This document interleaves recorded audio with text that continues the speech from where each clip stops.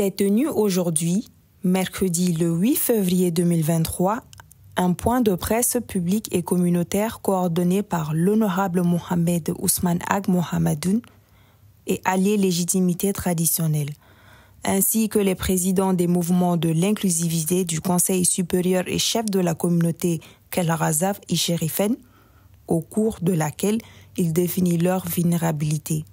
Moi, je vais m'appesantir sur les 3 principes édictés par le chef de l'État, son Excellence Assimi Goïta.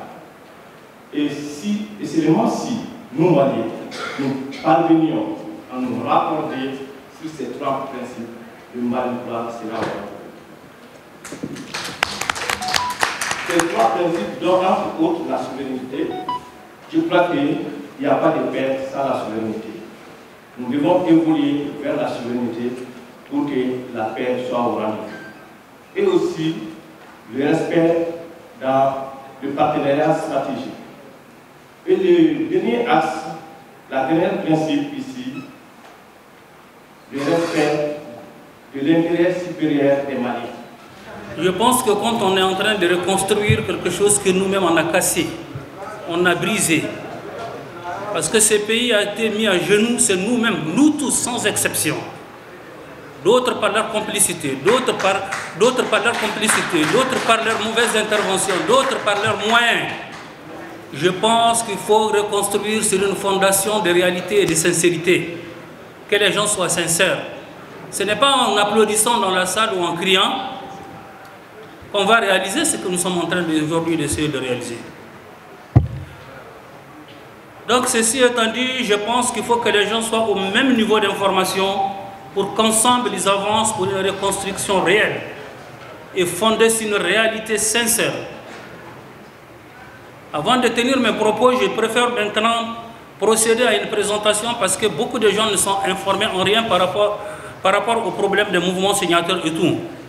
Dans cette salle, je vais vous présenter 4 hommes qui sont des présidents des mouvements, des secrétaires généraux des mouvements et qui sont signataires de cet accord et qui aujourd'hui sont détournés par beaucoup de choses, par la presse, par beaucoup de monde aujourd'hui pour en créer des nouvelles fondations et des nouveaux auteurs qui ne sont en aucun cas les vrais. Donc je procède. Je vais vous présenter M. Mohamed Ousmane Mohamedoun, c'est le secrétaire général de la CPA, signataire de cet accord. Younoussa, secrétaire général de la CMFPR2, signataire de cet accord. Mohamed, secrétaire général de la CMFPR3, et moi-même qui suis le secrétaire général du FPA. Ces hommes, pendant 7 ans, en lutté, ont été aux côtés de ce gouvernement. Ils ont été aux côtés de l'autorité pour essayer de trouver des solutions, des rapprochements à tous ces problèmes qui ont prévalu. Donc, ils ne sont pas dans une nouvelle course, ils ne sont pas dans un nouveau élan. C'est un élan auquel ils sont habitués depuis 7 ans. Suite aux propos néfastes des personnes non identifiées faisant acte de discrimination raciale, tout en dégageant leur constante disponibilité pour le développement du Mali. Vous avez remarqué, il y a quelques jours, que la communauté internationale s'est transportée à Kidal pour aller rencontrer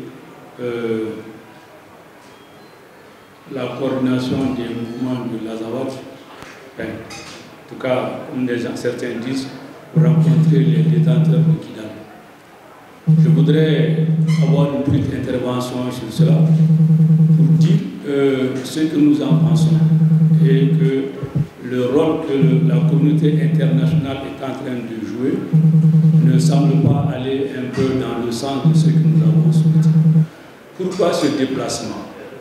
Le déplacement a été occasionné par la demande, je crois, rejetée de la CEMA de rencontrer le gouvernement en terre neutre.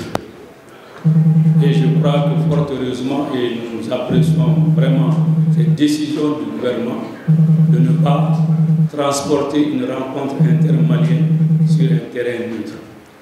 Pourquoi nous disons que c'est une rencontre intermalienne? Aujourd'hui, je ne vais pas rentrer dans l'historique de la CEMA, une occasion sera donnée plus tard. Je voudrais simplement faire remarquer que par les efforts de la communauté internationale, bien sûr, la CEMA et la plateforme sont aujourd'hui membres du gouvernement. La CEMA compte 2 ministres, la plateforme compte 2 ministres. La CEMA a un qui a les prérogatives de ministre. Et CEMA et plateforme ensemble aussi, ils ont chacun un ambassadeur pour le Mali.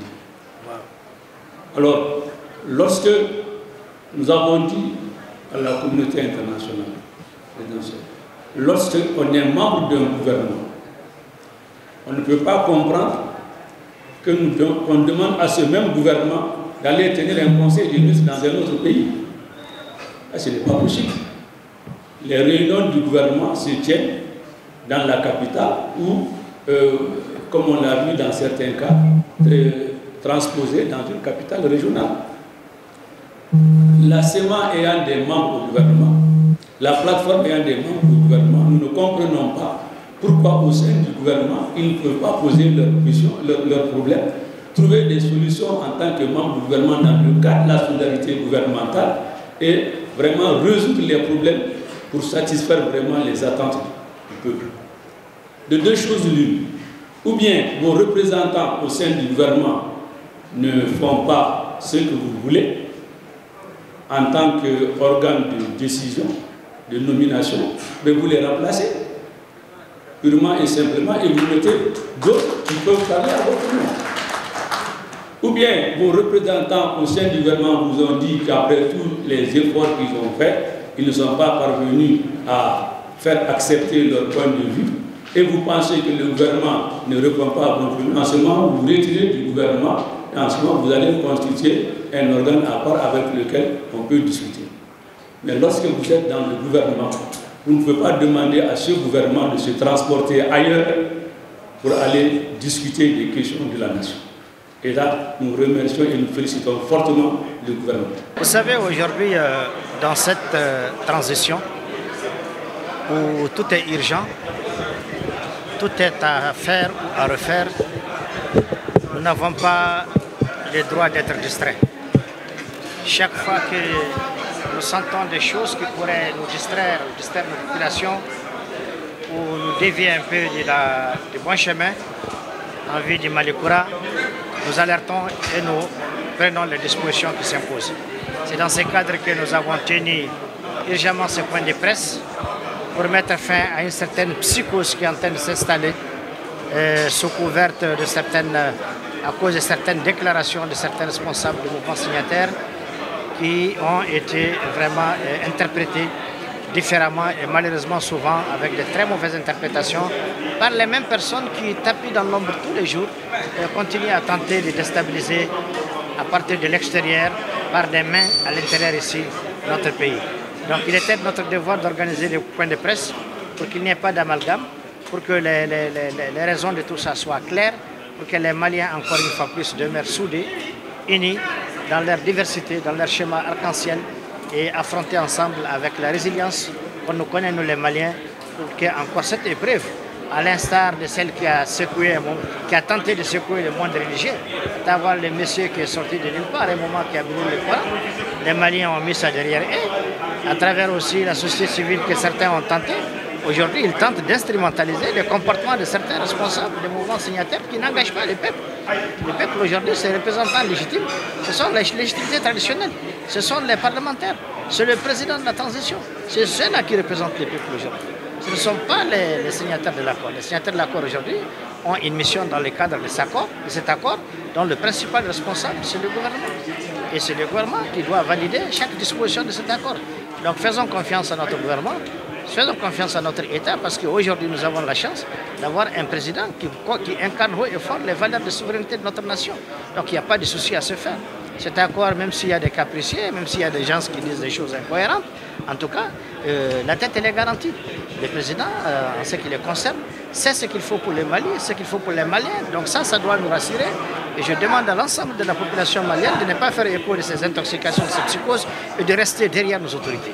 Les autorités aujourd'hui sont plus que jamais engagées à maintenir le cap qu'il n'y ait pas d'amalgame, qu'il y ait la paix pour tous les enfants du pays, sans distinction de couleur, ni de race, ni de quoi que ce soit. Donc l'objectif de ce point de presse, c'est ça. Je crois qu'il y a une forte représentation de la légitimité traditionnelle de la société civile et même une partie des mouvements signataires, des mouvements de l'inclusivité. Donc vraiment, le message était fort. Et je crois que le peuple qui nous suit à partir de vos micros, aujourd'hui, est édifié sur quel comportement il faut adopter et qu'il se souvient toujours que nous sommes en transition. Et cette transition n'a pas que des amis, elle a aussi des ennemis. Donc je pense que je sors de ce point de presse avec beaucoup de satisfaction. Avec beaucoup de satisfaction, à partir de ce jour d'aujourd'hui, ceux qui se donnent à cet exercice d'intox vont arrêter, ou même s'ils n'arrêtent pas, en tout cas, ils n'auront pas d'écho favorable. Il n'y aura rien les 9, ni les 10 qui puissent perturber la quiétude et le sommeil de ces populations. Et je peux vous assurer que du côté de nos institutions et de l'État en particulier, c'est un non-événement parce que l'État aujourd'hui est plus que jamais engagé à ce que chacun soit tranquille chez lui, chacun ait la paix et tout le monde ne souffre d'aucun problème d'inquiétude.